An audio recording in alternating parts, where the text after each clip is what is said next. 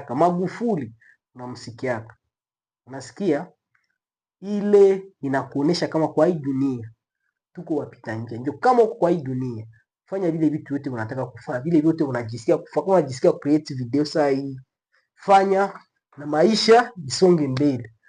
Juu unajua pale maisha so utashindwa fanya vile vile unataka, uzani kwa mtu mnasaidia ni wewe peke. Ile reve utakufa, nile utajiri ndio ile Dr. Moreau alisemaka, utajiri ya kwanza iko makaburi, haiko muoro, haiko mudiama. Jua gisu kwa muzime hivi, ujue kwanza kilalo kila Mungu uko tajiri. Juu anytime any moment utaweza pata idea, na ile idea ki convertir unawina.